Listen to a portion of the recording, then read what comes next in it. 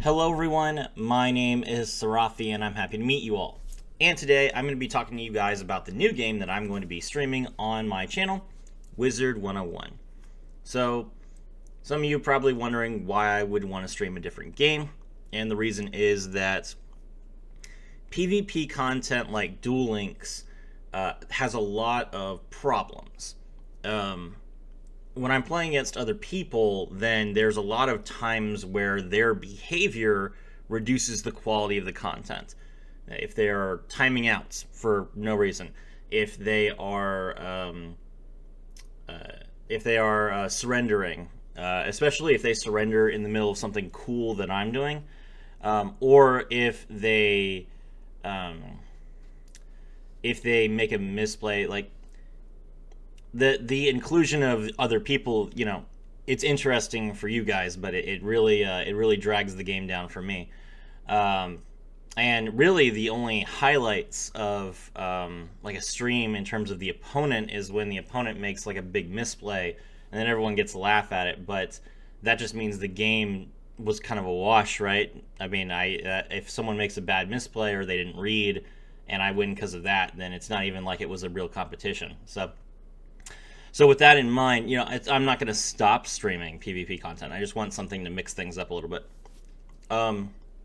So with that in mind, Wizard101 is a MMO, and it's a game where I'm going to be playing potentially with other people.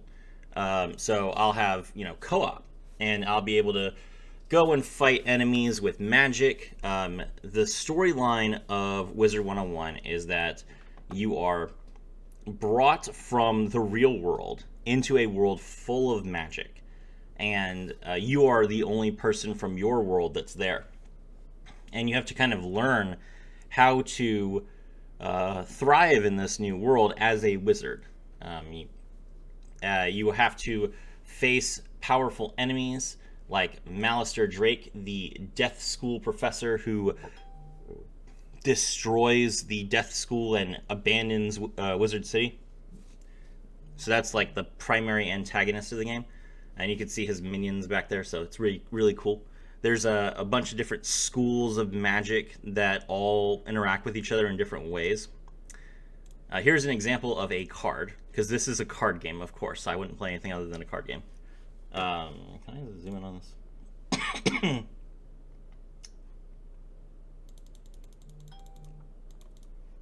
There we go. This is a card that you can use to attack. So, Frost Beetle, 1 pip, 80% accuracy ice spell.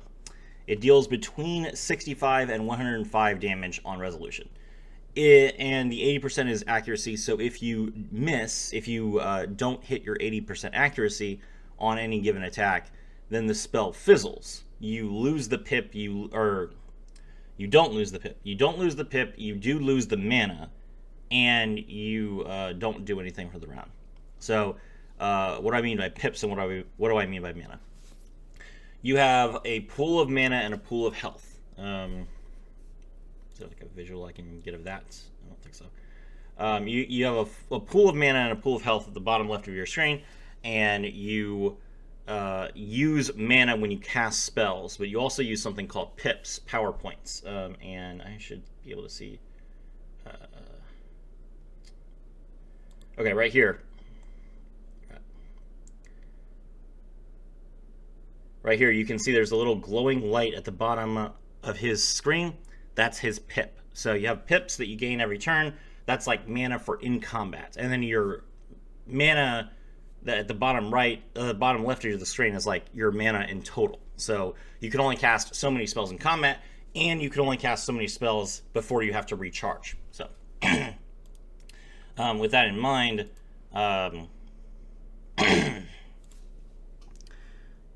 you cast your spells and you strike the enemy, and each of these spells has an animation and sound effects.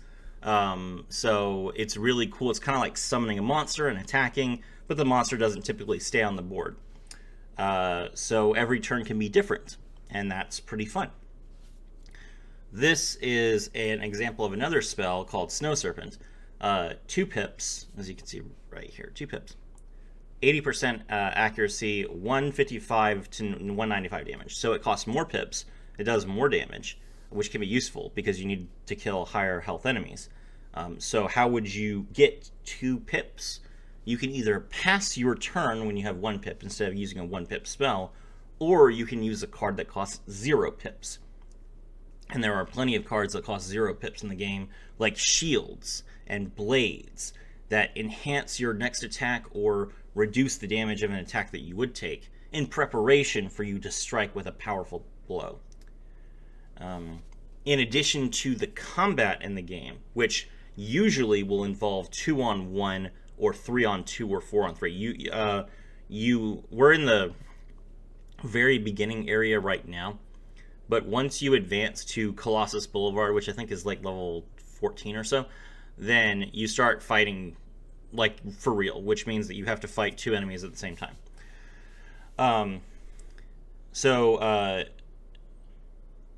In addition to the combat, which has bosses and other things like that, you also have raids. So there are dungeons that you can go into and repeat with useful loot that you can farm, and you can have up to 4 people in a dungeon at a time, so you can kind of plan a raid, go in all together, take on powerful enemies all together, make a strategy with different classes.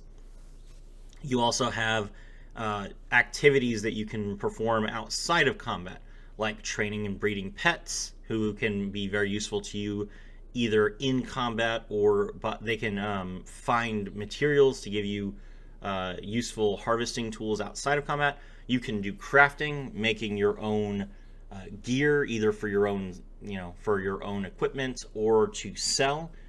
You can design your house. You have a castle that you can buy and decorate, and then other people come and rate your castle. You can fish, and fish have very rare, very useful items among them. You can do all sorts of other things, take pictures and join teams, things like that. So it's a very fun social game. There's a lot of cool aspects to it, and I kind of want to go over like one more thing, which is the different types of magic, and then I'll let you guys go. So we have an ice spell here. Ice has 80% accuracy, and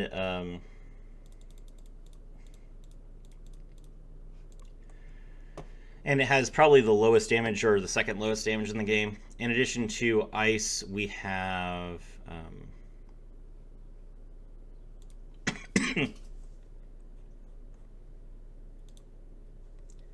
in addition to ice, we have balance.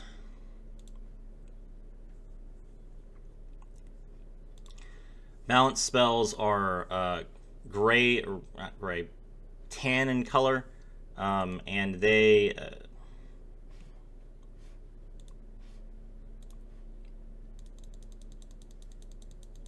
have 85% accuracy, and they tend to deal moderate to low moderate damage. But a lot of balance spells are useful because they can support the allies. Then you have life spells.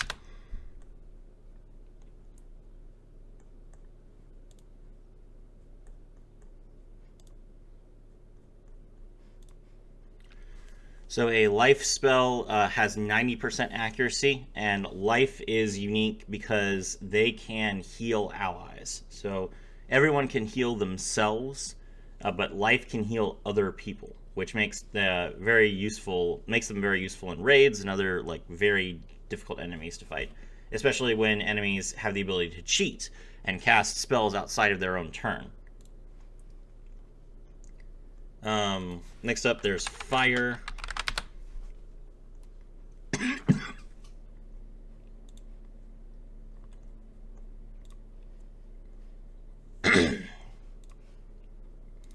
Fire spells only have 75% accuracy, but they do a lot of damage, and they like to inflict damage over time. As you can see, this spell deals 540 damage, and this little icon down here, the 3 heads, that indicates it hits every enemy.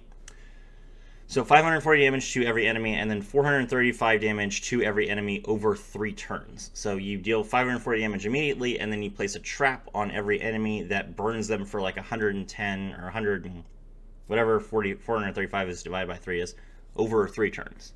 So very powerful spell that inflicts a lot of damage compared to the other classes. But that is nothing compared to Storm. Storm is absurd.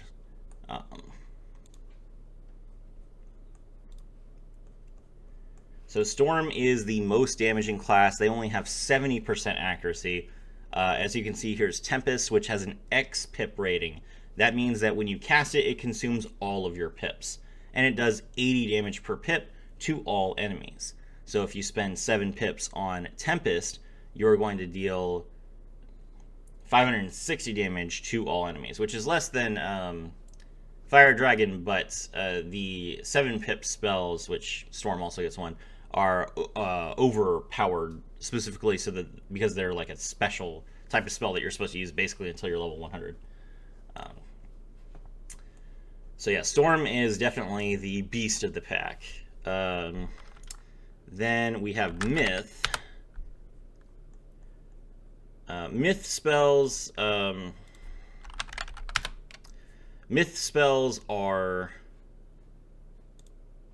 supposed to be like a medium strike. They deal a good bit of damage. As you can see, this spell does 100 damage per pip, 700 damage to all enemies for 7 pips.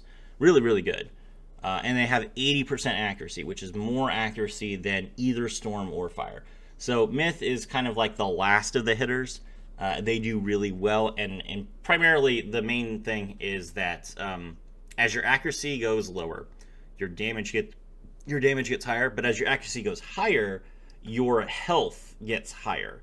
So the different classes have different health pools as well. And if you have low accuracy and low health, it can be very difficult for you to actually fight some bosses without getting killed, which is why these glass cannons like Storm and Fire tend to need other characters to support them, whereas the higher health allies tend to have maybe a problem killing high health enemies, so they need to pair with someone who can do a lot of damage. The last school is Death. Death spells are very interesting because they have their own unique ability called Drain. I'm sure that you can guess what Drain does.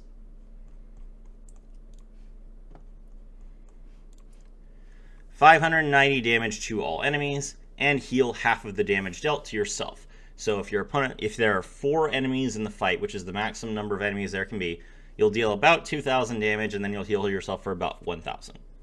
If you don't have any buffs at all, which you usually will. So that's pretty good. Obviously, being able to drain is very, very powerful. Death doesn't deal that much less damage than the other classes, and their accuracy is pretty good at 85%. And they have a moderate amount of health, so Death tends to be like the best class for soloing. They just kind of can do everything. And especially the fact that they can heal themselves in the same turn that they strike, that's really good for their action economy. They don't need to waste turns healing and let their enemies stay alive. They can do both. Okay, yeah, so those are the 7 classes. I hope you guys are excited. I'm going to be streaming again tomorrow. And potentially tonight. It depends on. I'm going to see Gladiator tonight, so I don't know if I'll have time. Probably not. But definitely tomorrow, maybe Sunday. And I hope to see you guys there, either here or on Twitch. My name is Serafi, and I was thrilled to have all of you with me.